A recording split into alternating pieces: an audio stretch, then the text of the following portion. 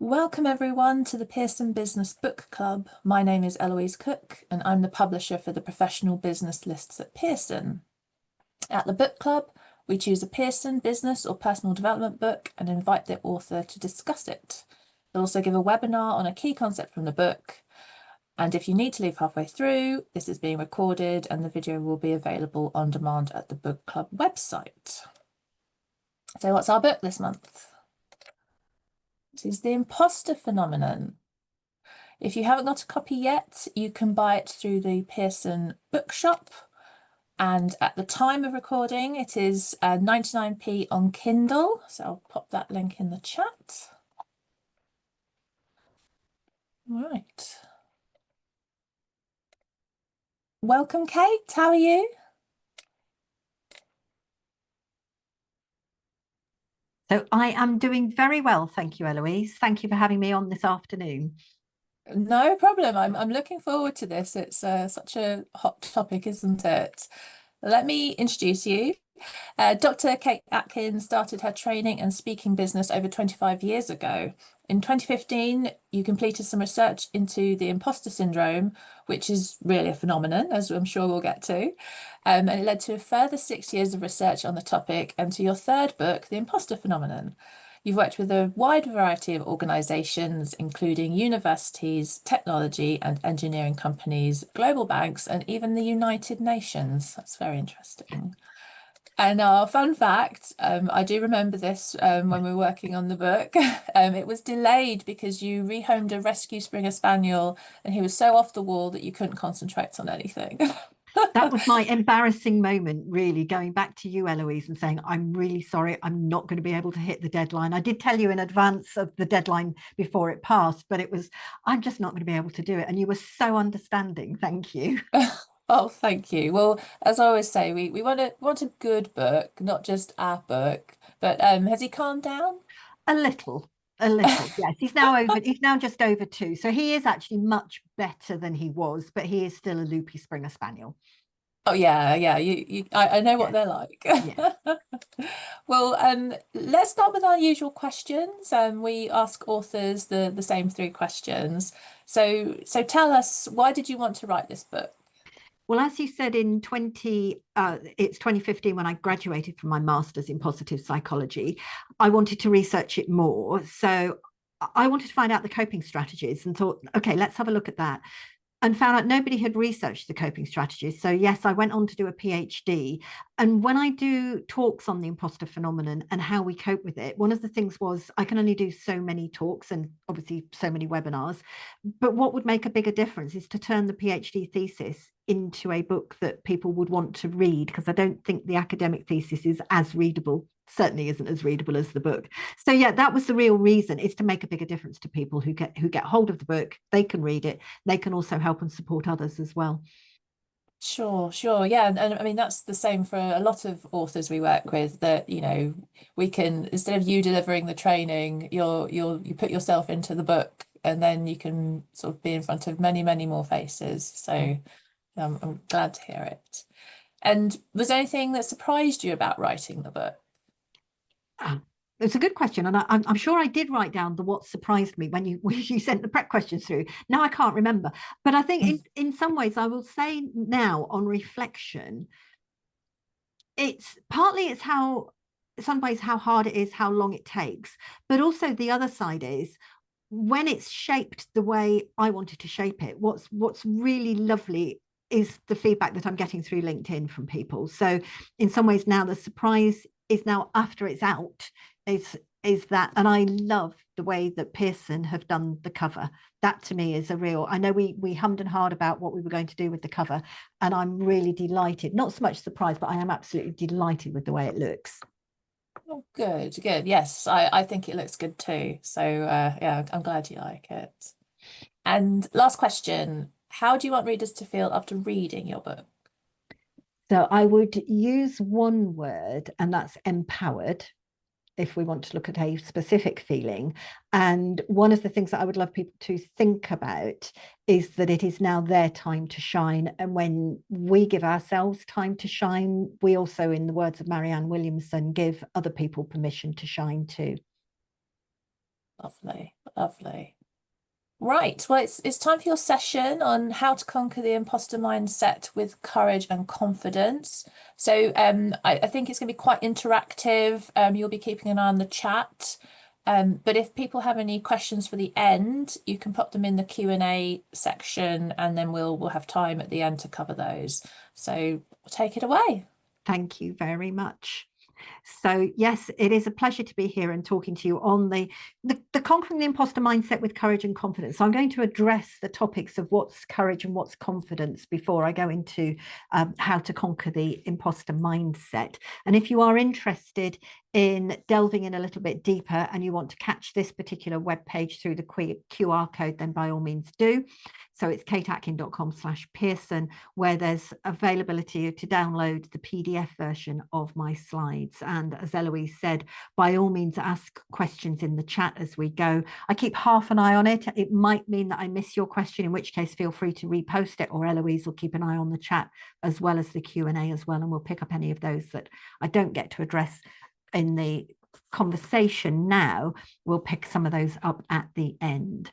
So for me also, with the work that I do and the aim for it to make a difference, I'm going to encourage you perhaps to do something a little bit different from sitting and listening to a webinar, is to maybe take some notes from it. It's entirely up to you what format you take, but I quite like the old-fashioned, let's have a pen and a piece of paper to hand. So if you think that's appropriate for you, then feel free to grab a pen and a piece of paper. And I divide it into these 4 boxes. So a large, strike through your piece of paper and simply write stop, start, think about, and carry on. If that works for you. If you want to take notes in another format, or if you simply do want to sit and listen and not take any notes at all, of course, that is entirely up to you. But I'd really like it to be worth your while spending the next sort of 50 minutes with me. And in that way, for it to be really worth your while, would be to do something different afterwards. And this is how I would encourage you to capture some of those maybe aha moments that you get.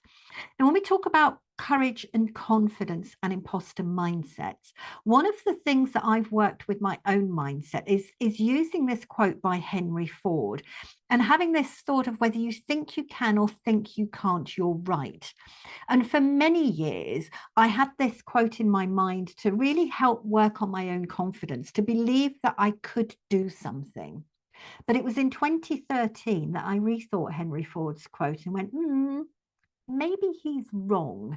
So I'll just give you a little bit of background to that, why he might be wrong. So what you see most of the time with me is somebody now nearing the age of 60 and standing up or sitting down, speaking for a living with the PhD on the imposter phenomenon and coping strategies and psychological courage, farming background, which is still very dear to my heart, and 3 books to my name. But what you don't see on the outside is the inside backstory. So I'm the middle one of 3 girls, not the middle one in the picture here. I've got still wearing the little red dress and the yellow cardie. And I had a sort of I was a shy child. And so my comfort zone was in amongst the chickens and the geese. And I went to the local secondary modern school, and you can see me at the age of 11 sitting there on the front row in one of these big school pictures. And I was the one that wanted to speak up, but couldn't actually find my voice to speak up. So it was one of those things that the story behind the scenes sometimes lives with you a little bit longer.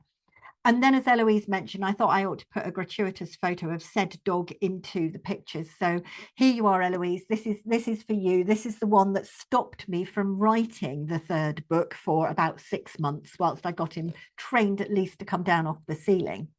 But let's go back to Henry Ford's quote, which I said about whether you think you can or think you can't, you're right. Because some people have a mindset of they believe they can do anything, and yet they have no external evidence to show that they can do it. Whilst other people might have a mindset of, well, I don't think I can do it, but you have already got the external evidence to say that you could. And it was quite interesting approaching Eloise to write the 3rd book on the imposter phenomenon, because it's sort of, in some ways, my brain was going, this is potentially the quote easy option, because Eloise and I had already worked on the presentation workout. And so I took a route going to a publisher that I already knew, who already knew me. And sometimes we think that we shouldn't really be the one doing it. We're not sure whether we can, but I'd already got the external evidence that said, yes, I can write books, plural. And Eloise said, yes, she was interested in this particular topic about the imposter phenomenon. And I will explain why I keep using that term phenomenon. And when I started my master's in 2013 at the University of East London, my fellow students were asking me, what's your first degree in? So I had to confess that because I went to the secondary modern school, I never thought of myself as academic or clever. So I didn't go off to university, and I don't have a first degree. And I really felt out of sorts. And then I got a distinction for my first academic essay. And I know some of you joined early on and have popped into the chat that you are currently students in different parts of the world. So hello to those of you who are still studying too. And I didn't dare ask the university to remark that distinction. It was like, well, I'll take it, but I'm not sure I deserve it. And I really felt out of sorts. And yet the external evidence was telling me that I could do these things. And I don't know if that's been the case for some of you who are listening in today. So whether you think you can or think you can't, maybe Henry Ford is wrong, and maybe that we might be wrong. So some people think they can, but they can't. And some people very definitely think they can't, but you absolutely can. And it's that part that I'd like to address, that sort of mindset, the imposter mindset that I'd like to address this afternoon, that believing whether or not you can do something, whether or not you deserve to be there, and why are we potentially holding ourselves back? So we'll talk about confidence first and foremost. Confidence is defined by Albert Bandura as the perceived ability to succeed at a given task. So I'm not going to take the mindset from Henry Ford's quote of believing I can do anything, believing I can do everything, whatever I put my mind to, everything will be wonderful. That potentially I would term it as arrogance, not confidence. But what I am suggesting is that when there's the external evidence there, you know you can do it. You have this mindset of, I know I can do this specific thing. So confidence is a perceived ability to succeed at a given task, but it is different from the imposter mindset. And confidence itself is built step by step. So not taking a huge leap across the river, but small steps along the way. That is what helps build your confidence. Feeling nervous, stretching your comfort zones, and actually that level of being uncomfortable becomes a familiar feeling. It's also really helpful if there is somebody by your side to give you a nudge along the way and give you some support. And that, when you're writing a book, is quite often the editor that helps you out there and gives you that level of support.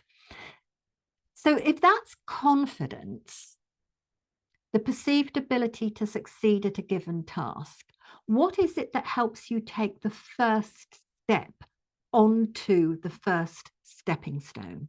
So yes, it could be a shove by the person next to you with that level of encouragement. That's fine. But it also could be an inner mindset of courage. And actually, I'm not talking about moral or physical courage here, although you might say, well, come on, Kate, we're stepping onto stepping stones that going across a river. That takes some physical courage. Well, yes, but I'm actually talking about using that as the metaphor of stretching comfort zones in a different way. So moral courage is standing up for what you believe to be right. Physical courage is putting yourself in some form of physical danger to save somebody, maybe from drowning or whatever.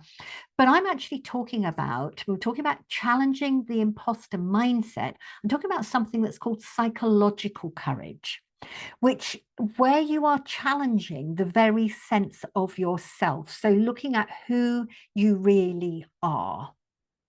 And when I started my master's in 2013 at the University of East London, my head told me that I am not academic, I am not clever, and there is no way in my university material, but somehow the University of East London let me in.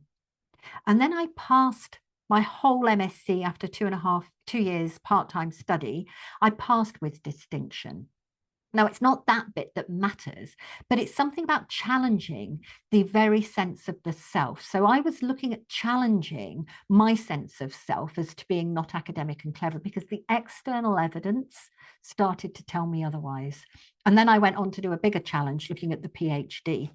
So if you've got any anything resonating with you on this, feel free to pop a comment into the chat. But what I'll explain now, when I'm talking about the imposter mindset, it's where you feel like a fraud. So actually, it isn't technically a syndrome, although lots of people refer to it as such. And it's not about being an imposter, but it is about feeling. So it's an internal sense of fraudulence despite the external evidence. It's a level of anxiety or worry, rumination at the back of your mind that at some point somebody is going to find you out. And my fess up to Eloise of saying, do you know what? The book isn't shaping up the way I wanted it to because I've got this spaniel distracting me, was part of my, oh, now am I being really fraudulent here? Can I actually do it? Am I using him as an excuse? And sometimes we have these different chatter going through our brains. So some of these might also resonate with you. And feel free to add into the chat if any particular one does. But maybe there's this one of, I don't know enough. So we should know, sometimes we put pressure on ourselves to know the answers to questions. And when we think about not knowing enough, maybe it's also, if I ask this particular question, it will A, show I don't know, but I might well look stupid or silly if I ask this particular question. Or a mindset of thinking that other people are smarter than me. So looking at how we view ourselves, maybe I'm not good enough. And maybe it's as a parent, as a sibling, as a friend. It could be in all sorts of different situations. And then there's this, well, actually, I don't deserve it. Or perhaps I don't belong here. When you look around and maybe in the workplace, you see other people who are not like you and you feel like the exception. So that aspect of not feeling as if you belong. Now, all of these statements are some that I have heard from my participants when I did the PhD.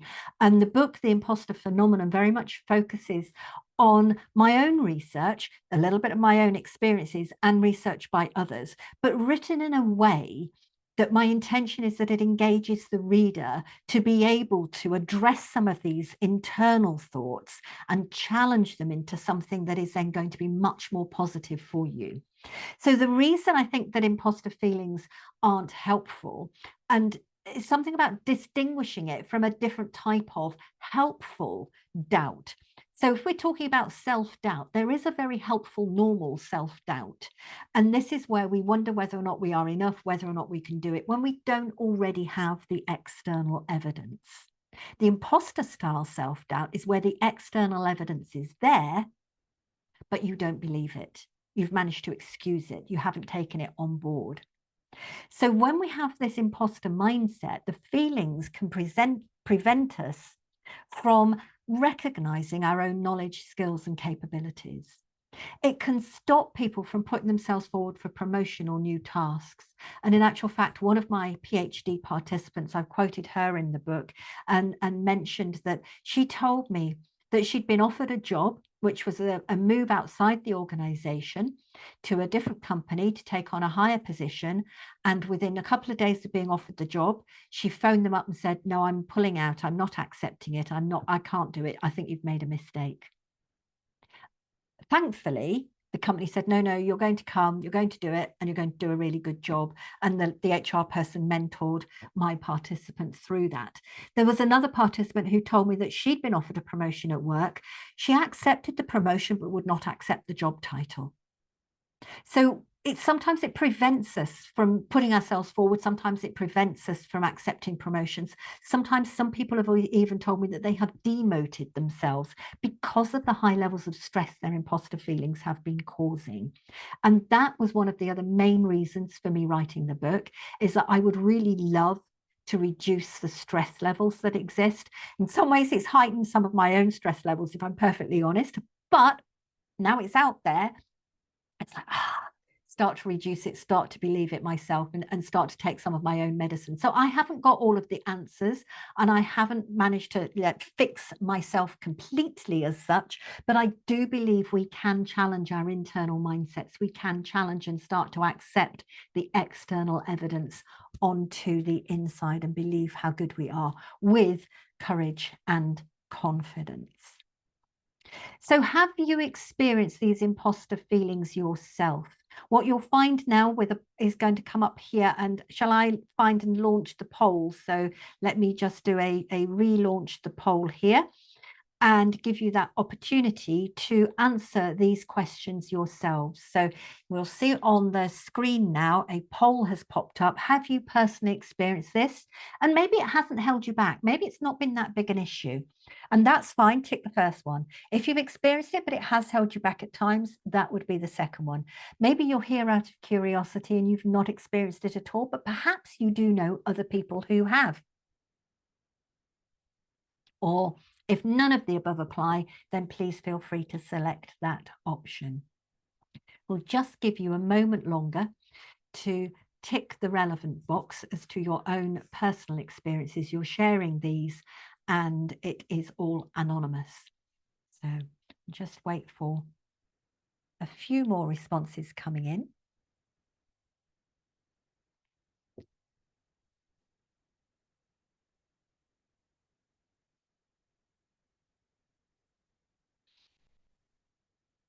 Okay, we've got a couple more people still to register their responses if you wish to.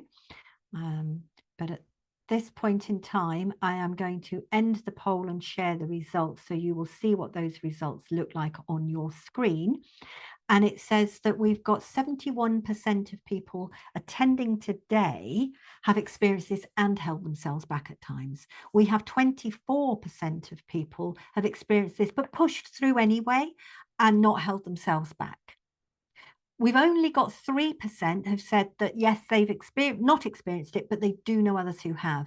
And we have one person that says none of the above, which I'm going to suggest that you might want to pop yourself now into the third option rather than the fourth option, because when you'll see from this is what you will have noticed is other people look on the outside to be very, very good at what they do. It's just on the inside they don't believe it and they maybe haven't told you. So that's where I would suggest that you probably fall into not experienced it. You do know others who have, but they perhaps haven't told you about that yet. So I'm going to stop sharing those poll results and just give you what the academic research indicates. And it indicates that 70 to 80% of people at some point in their working lives may experience imposter feelings. Now, the 70% comes from a piece of research done in 1985, and the 80%, I think, is actually about 82% done from a recent piece of research. But that particular researcher used mild and moderate imposter feelings as well, rather than the research that I did very much focused on frequent or intense. So I was really interested in those people who were being held back by their imposter feelings. If you've experienced it to a mild or moderate extent, then it may be you're one of those top ones who haven't been held back by these experiences, but you've noticed it and you've pushed through and it's not been that big a deal, which I think is great. I'd also love it if fewer of us actually experienced it and we can accept how good we are on the inside. But just to give you another quote from one of my participants, and I think this one is quite poignant. When you have one little paper cut, you just go, ouch, and it's no big deal. But my participant that I called Faye suggested that for her imposter feelings are death by 1,000 paper cuts. In other words, one little thing in and of itself isn't that big a deal, but she was experiencing it so often that it was becoming really debilitating. So why do we experience it and where does it come from? I'll touch on this because it could be really useful to then understand that for yourselves and think about then what you can do about it. We're talking about how we can challenge that internal mindset. So it might come from childhood messages or parenting styles. It might come from when you come home from primary school and let's say you've got 8 out of 10 in your spelling test and you're going, yay, look at me. And they say, which 2 did you get wrong? It's like, oh, sometimes internally there's an ouch that says I must be perfect to be loved. Sometimes it's other messages that you adopt from childhood that perhaps say where your place is. Or if it's not childhood, it might be societal messages. Some of my participants were also telling me that what they felt was society saying that somebody like them didn't belong in a place like that. So, for example, one lady, she was a single mum working in the City of London, felt as if she didn't belong because she had a council house upbringing as well as being a single mum. Another lady told me that she used to waitress for a living about 2 years prior to the interview, and now she couldn't believe that she was was working in an organization in the city. So really interesting about whether or not we think we belong in a certain place. Sometimes it's the organizational messages, sometimes it's societal messages. Sometimes it's, as I mentioned earlier, that there's nobody around that looks like you. So you feel a little bit out of sorts, like a lack of like role models. You feel other for some reason, and that might not be to do with gender. So coming back to that 70 to 80%, the imposter feelings are not a gendered construct. And the reason I use and prefer the term phenomenon, which is what Clance and Dimes first used back in 1978, is that the phenomenon is an occurrence at certain points in time rather than a syndrome that has that pathological mental health condition. So it also links to who you see yourself as being. You know, who do you have that view of in your own head? So my view goes back to my 11 plus failure, turn up at university in my 40s, and it's who do I think I am, you know, to do this sort of thing? I don't understand what they're talking about. I can't write academically, da da da da da. Now, it's an interesting point then to challenge the internal mindset with the external evidence. So how do you manage that, and how can you do it, particularly when we're thinking about courage and confidence? Well, the themes that came out in my research from the PhD are contained specifically in chapter 6 of the book when we look at what others do. And these 4 themes were having somebody that gives you that external support and encouragement. So if you're writing a book, it is the editor. If you are also married to somebody or have a strong relationship with somebody, that external support can come from your other half or that strong external relationship, friendship. So some form of external support. In the workplace in particular, my participants were highlighting the importance of a supportive manager. And sadly, not everybody had a supportive manager. They also cited this aspect of belonging and otherness. So whether they felt like they belonged or whether they felt other and didn't belong. So it's who they see themselves as being as to whether or not they felt like they belonged. And then they talked about donning armor, was the term I used. They talked about arming themselves up, fighting against it, pushing forward, you know, going into battle. And it felt as if they were sort of putting on this metaphorical armor. So about challenging the imposter mindset, but to me, they were fighting their imposter mindset rather than challenging it. And so the 4th and final theme is the one that most of this remainder of this talk will focus on, is the finding of courage. Because psychological courage, to rethink that view of yourself, to update it to something more accurate, is potentially what we all could do with doing, but we don't tend to do it. So I'm going to suggest how you might do it. And one of the ways you might do it is to start to talk about the imposter feelings if you are experiencing them. But talk about it to somebody who's going to listen, not somebody who's going to fix. And if you are in that privileged position where somebody comes to talk to you, then definitely listen, don't fix. And maybe you ask them some questions about where does it come from? What evidence do they have that supports it? And what evidence do they have that contradicts the thinking? So the first thing is to realize that you are not alone. It's a very common experience, but it's one that men and women experience rather than it being a gendered construct. But it's something that when you start to talk about it, you will find others talk about it too. But to be the first one to talk about it, this is where courage comes in, because you are making yourself a little bit vulnerable. So think about how you might start the conversation. Think about also with whom you would have that conversation. Then there's also challenging your internal mindset. So challenging the self-talk, and there's been a comment popped through into the chat about thinking that they definitely think I don't know enough or that others are smarter than you. And so challenging this internal mindset with, yes, I just happen to get lucky. They're just being kind. I've had people tell me that they think that the interviewers have given them their job because they liked them. And actually, that might have been the case that the interviewers liked them. But generally, you get a job when people see that you have the knowledge, skills, and abilities to do that job, or the mindset and attitude to grow the knowledge, the skills, and the abilities to be able to do the job that you've applied for. So people don't give you a job just because they're being kind. You not get offered a job for that reason. And generally speaking, I don't think people would mark an academic essay as a distinction by mistake. Even though I still struggle to find that one is true. And then perhaps if it's not luck, it might be hard work. So we put ourselves down into saying, I must work really hard, or it's because I'm just doing my job that I've been successful, or, well, if I can do it, then anyone can do it. Well, that isn't true either. And to be successful, I would really suggest that you challenge, again, coming back to the imposter mindset of putting success down to luck or hard work, that you challenge it by rethinking. And yes, luck has an element to play. So does hard work. But luck and hard work in and of itself will not make you successful. And remember, these imposter feelings are there on the inside despite the external evidence of success. So what does make success happen? I'm going to suggest it's three main things, and I've mentioned them already. It's your knowledge, your skills, and your abilities. That is what helps success happen. Yes, a sprinkling of luck and a sprinkling of hard work, but big dollops of knowledge, skills, and abilities. And then there is another mindset that I am still also working on challenging. And this one is the, yes, but I could have still done it better. And I really was, what's the word, lifted by a person who wrote in their LinkedIn post, having started to read my book, that I have put in there that the book isn't perfect, but it is written.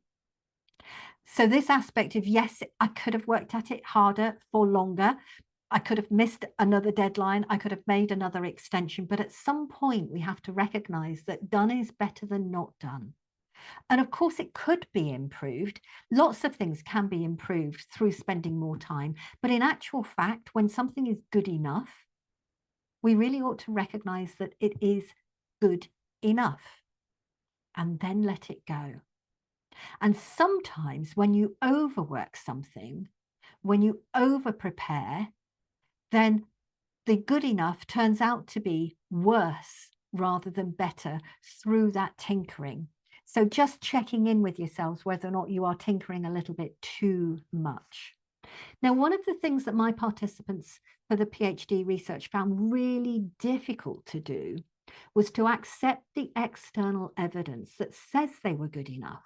So when I mentioned earlier on about the internal feeling of fraudulence, it's despite the external evidence of success. Because confidence grows as you build up your success. But the imposter mindset can actually also grow as success happens.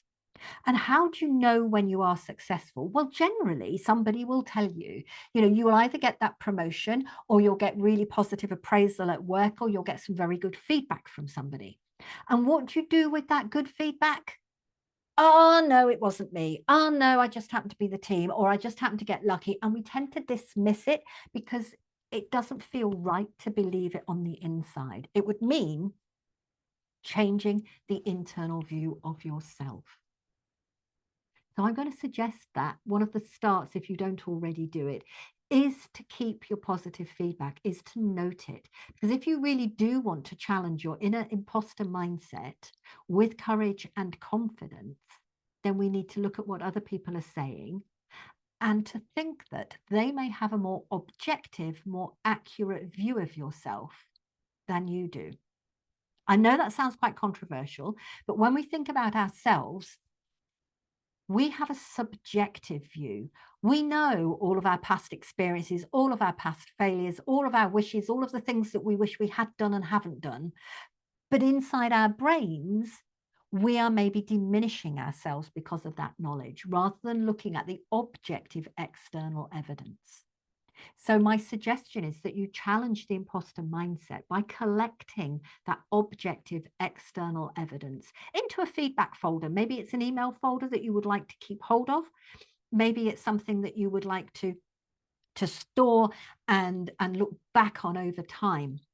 Because if you're really wanting to challenge the imposter mindset, It needs to be done regularly. Some people tell me, oh, yes, Kate, I've got a positive email folder. I keep that for my annual appraisals. That's fine. And that's good. Or I keep it for when I have a bit of a confidence wobble. Well, that's fine. And that's good. But neither of those occasions will really challenge the imposter mindset. So if you look at it regularly, that's what's going to challenge. And by regularly, I'm going to suggest maybe it's once a week, once a fortnight, no further out than once a month. So that might need a little bit of a diary note to be had. So if you are using the stop, start, think about and carry on boxes, my suggestion is there's a start for you, is to start keeping your positive feedback somewhere and start reviewing it regularly. And then there's a third step, because when you review your positive feedback, some of my participants saying it's excruciating to read. One lady said that she'd rather crawl under a table than get positive feedback. But if you really want to challenge that imposter mindset, you really do have to look at it, and you really have to stop saying, oh, yes, but da, da, da, da, da, da, but start saying yes, and this is inside your head. It's not out loud to anybody else, but to challenge the imposter mindset, to go, yes, and I learnt whatever it might happen to be from that experience. Yes, and I can see that my skill in X is growing. Or yes, and this is becoming a common thread that people are talking about. And therefore, I can see that it's becoming a strength of mine. So you're challenging the internal mindset with the external evidence. But here's the difficult thing. We quite like to be right about ourselves. And so we don't always look for evidence to challenge the mindset that we hold about ourselves. So this is where the challenging part comes in and the courage comes in. Because remember I mentioned about the psychological courage being this challenge to the inner sense of self. That's what I'm suggesting you start to challenge, to accept the external evidence that says how good you really are, instead of the internal imposter mindset going, ah, yes, but. And in my case, the ah, yes, but I failed the 11+ exam, went to the local secondary modern school and don't have a first degree. You know, it's actually time I let that one go. So we need to think about how you can make the new view updated using that external evidence. So I'd suggest you do take that time to reflect.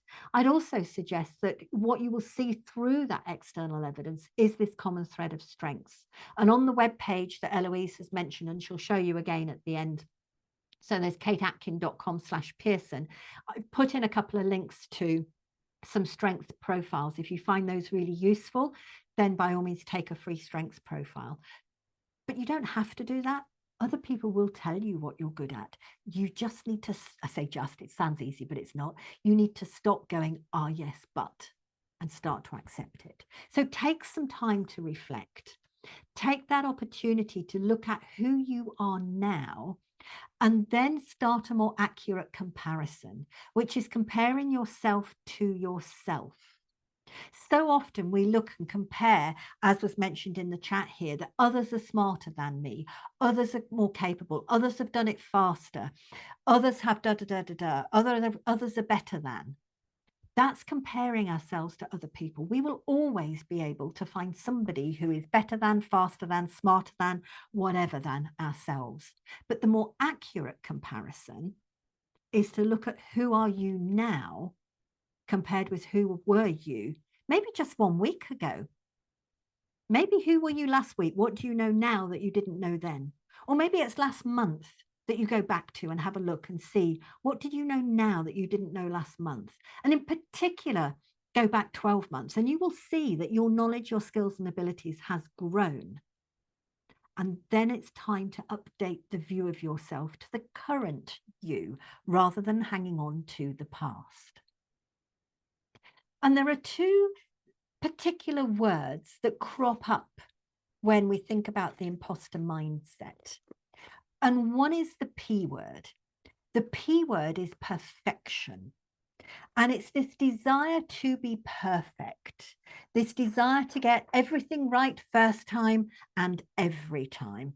If I make a mistake, oh my goodness, you know, we come down on ourselves like I call it the ton of bricks is the metaphorical phrase.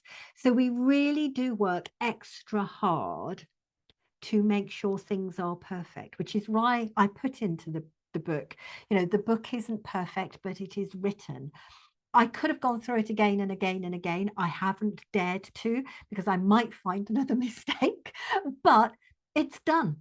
And sometimes we need to apply the 80% rule and work to what is optimal rather than perfect. And yes, that is a deliberate typo on this particular slide. And I cannot tell you how many times I jump to correct it when I spot it.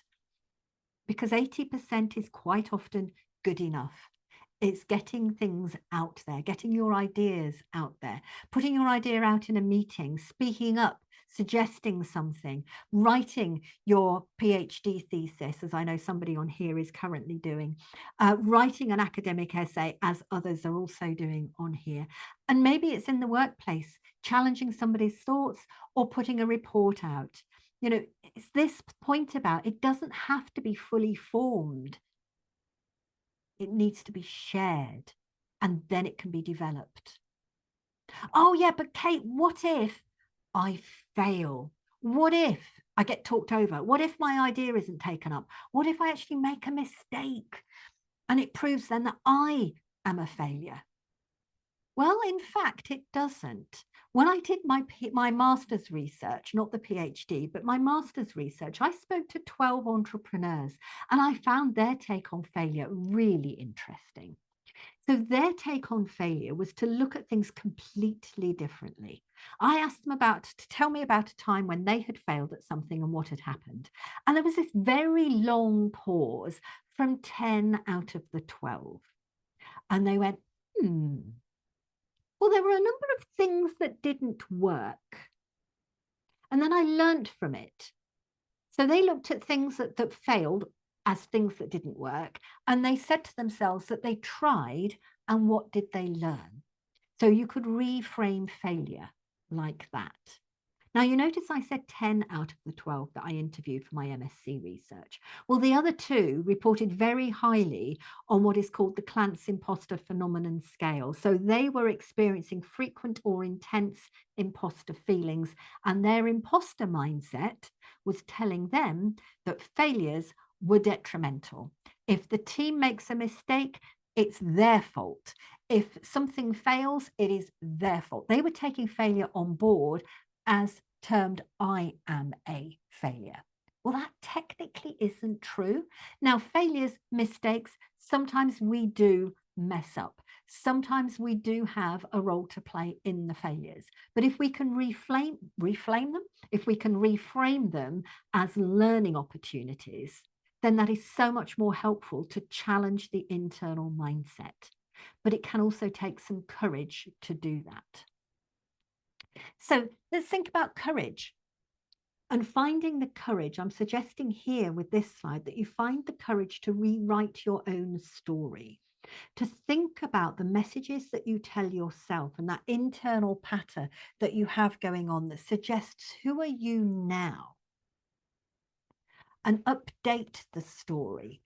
Because my 11 plus failure was a very long time ago. And when I did my master's in my late 40s, I suddenly realized that I probably failed that particular exam, which in the UK is one that you take when you're at that age of 11, and you take to decide if you're academic and clever, you go off to what was then called grammar school. And if you're not academic, you're deemed practical and you go to the local secondary modern school. Well, yes, I failed it, and I compared myself with my older and my younger sister, who both passed it. But then I had to rewrite my story because I was the one that was getting a master's. I was the one that failed that exam, but took it at a far younger age than my older and younger sister because I'm an August baby. So maybe it was something that wasn't actually to do with anything to do with me. It was very simply my age at sitting that particular exam and the development at that particular point in time. But we need to find courage to rewrite the story that we hold of ourselves, because sometimes our story is very much part of who we believe ourselves to be. And we need to update that view by using the external evidence. So one of my participants, when I was asking her about the reflections on courage and using courage to update the view of herself, said this: I haven't thought about what it is that quietens the imposter chatter. Thinking about it in those terms of internal courage is quite powerful, really. So it's an internal courage that nobody else will see. It's an internal courage to change the way you think about yourselves. And that is, I think, how we can challenge the imposter mindset. I'm going to end with a quote by Brené Brown before we take any questions that you have. And the quote by Brené Brown suggests that you can choose courage or you can choose comfort, but you can't choose both, at least not at the same time. So using courage to update that view of yourself, to challenge your imposter mindset, is really uncomfortable. It's unsettling. You're challenging the internal psyche, the perception that you've held of yourself, maybe for years, but it's using the external evidence. It's not about being arrogant and say, hey, look at me, aren't I wonderful? Actually updating it to a more accurate view. But I almost can promise you that it will be uncomfortable to do. But I'm still going to encourage you to choose courage. So if you'd like to take a moment to reflect on your stop, start, think about carry-ons before I pass it back to Eloise, and we will take any questions that have appeared in the Q&A and any that you wish to now place into the chat. So just take a moment to reflect. What are you taking away from what I've said, and what questions have arisen that you would like to ask?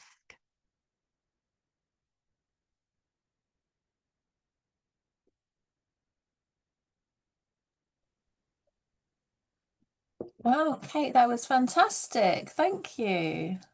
I feel like it was a personal coaching session. I feel feel very calm and you know, lots of positive feedback. As Kate said, if you have any questions, please pop them in the Q&A for Or they us. could simply be comments, because we don't have to actually be questions specifically, but if there are any comments that somebody wants to make, then by all means make those too. So I can see that we've got something into the Q&A section, which Eloise, I'll let you have it because you probably had a chance to read through it. Yes. Yes, and by all means sort of summarize and ask away, and then I'll respond as best I can. So yeah, thank you for those who are putting your thanks into the chat. It's lovely to see. And for me also, if you want to share, you can by all means share what's made the biggest difference to you, what's been your aha. Please feel free to share any of that in the chat. But Eloise, would you like to ask one of those questions? Yes, I would. So the first question is quite long, so I'm going to summarize a little. But could you elaborate on how deeply embedded organizational narratives, such as culture-driven norms, might mitigate or exacerbate the imposter phenomenon? And do you think there are any sort of strategies they can adopt to shift these narratives? I think that's basically the gist of it. Lovely. It's a really interesting question. And the cultural aspect is something that I've been pondering on, because my research was very much to do with the individuals. But absolutely, what was coming from that is that the culture does play a part. So organizational culture plays a part. And there's a quote, and I forgive me because I'm probably mispronouncing his name, but it's something like Thich Nhat Hanh, a wonderful person who's written a very it's an elaborate poem, but he talks about lettuces and says that if the lettuce doesn't grow well, we don't blame the lettuce. We tend to look for the reasons that it's not growing well. And does that lettuce need more water? Does it need some more sunshine? Or does it need fertilizer? Or maybe less sun in the environment that we've had recently, or perhaps less water in the typhoon that one of the participants is experiencing at the moment. So sometimes it's the environment that we're in that triggers imposter feelings. And I think recognizing then that it's not a fault of your own. It's not something you need to fix.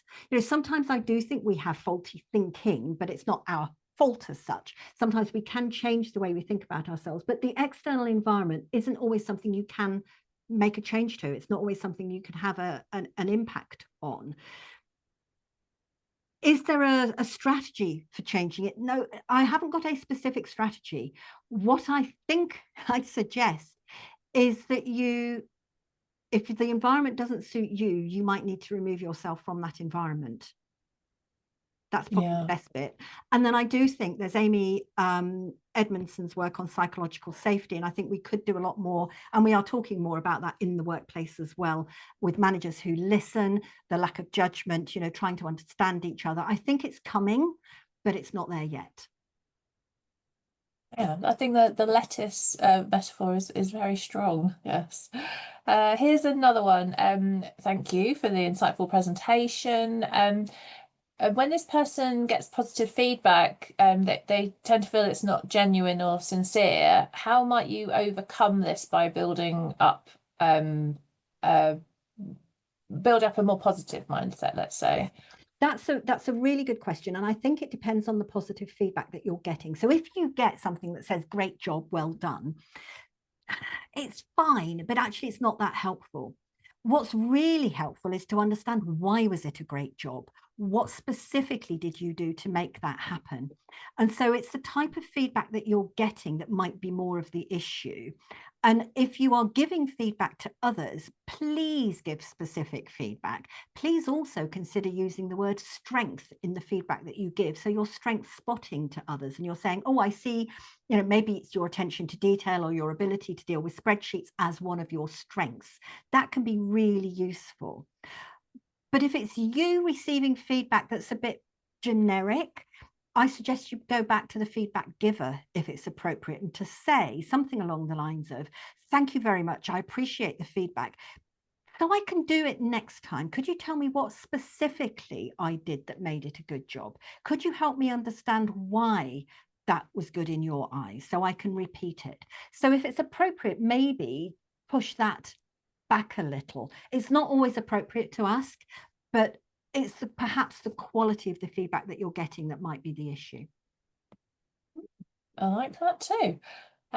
Are there any elements or environmental clues that may give one the imposter sense? I think you probably covered a list of this already, but any other thoughts on that? Well, there is a piece of research that I've quoted in my book that somebody that I know well was doing for her master's, and she was looking at particularly, and I know the phrase isn't used as much in the workplace these days, but BAME, Black, Asian, and Minority Ethnics, if I've correctly said that. She was looking at that specific angle and imposter feelings. And when she did her focus group, they all basically pulled her down and said, it's not imposter feelings, it's racism that we're experiencing. So sometimes it's recognizing the difference between the two, and the external environment might be having that impact on you, and it might not be imposter feelings at all. Now, Eloise, the question's gone, and I'm not sure whether I addressed it correctly or properly. So could you just tell me again have I addressed that question properly? Do I need to explain more? Yeah. Are there any elements or environmental clues that may give one this sense of imposter phenomenon? Yeah. The clues are very different for different people. One of the other things with the imposter feelings is it's not something you can see on the outside. It's an internal feeling. Usually what you're seeing is somebody very successful, very competent, and often presenting themselves as very confident, but it's the internal feelings. So the clues themselves aren't necessarily there for you to look at, but some of the the environment, again, it might be whether it's an environment that is a listening and supportive environment. It might be down to that type of thing that could be exacerbating or alleviating imposter feelings. And external support, having somebody, whether it be a manager, a friend, or a colleague, that would provide encouragement and help you to talk about your imposter feelings, that also featured really big in the research that I did. And I've mentioned that quite a bit in my book as well. Great, great. What is the proper action a person could take if the attitude of the team or leaders is that they do not belong or they are not one of us? Proper action. I wonder what you mean by proper action. Yeah. That's an interesting one, because sometimes if it is where somebody is holding a mindset that is unsupportive and inappropriate, it may be that it is appropriate for you to flag that with the relevant, whether it's HR, if in your organization. I know we're cross-cultural here, if people coming in from around the world. So it depends on what supportive structure there is around you, if that seems to be inappropriate. If it's something that you think you yourself could challenge, then it might be you question it and say, can you just tell me why you think they don't belong, or why you think they're not one of us? So challenge it and seek to understand the mindset, rather than go, no, of course they belong. Of course they are. Of course they're one of us. So don't push back against it. I would suggest to seek to understand it and challenge it in that way, or enlist support from the organization itself. Fantastic. Well, we've got a couple more questions, but we're sort of running short on time, and I want people to be able to keep up with all the good work you're doing. So if I just share my screen, oh, here we go. If they want to stay in touch with you, you've got a website, www.kateatkin.com, and I believe if they go to /Pearson, then they can find a dedicated section about the book. You're on LinkedIn and you're on Instagram, which is pretty exciting. Yeah, Instagram's new to me. I'm still learning that one. And it's also that there are a couple of book launches that are coming up, which if you follow me on LinkedIn, you will be able to find those. And I will just put, if I may, Eloise, put those into the chat as well, because we're hosting some book launches in the autumn. And is there an audio version? I'd say not yet. So Jenny, thank you for that question. It's come through into the chat. I'd love to create an audio version. Somebody else has already mentioned that I should do an audio version. So Eloise, we'll have to have a conversation between you, me, and Audible, perhaps. Yes. So thank you for that comment, and for the other comments that you've made on what you're taking. So there is something about perfection. Somebody's put into the chat, if I can just answer that one briefly before we finish. In the striving for perfection, it's not always a bad thing. It's how much you strive for perfection. So there's what's called by psychologists adaptive and then maladaptive perfectionism. I take the work by Tal Ben-Shahar, has written a book, The Pursuit of Perfect. He also gave me an endorsement for my book. But his book, The Pursuit of Perfect, is really good. And he talks about optimal functioning. So instead of doing your best, it's do your best within the time available. So it's not about striving for perfection, but do what you can within the time available. Fantastic. Well, thank you so much, Kate. And thank you to everyone for attending, and thank you for all your lovely feedback, and hopefully you'll all buy a copy of the book. And thank you to anyone watching this on demand.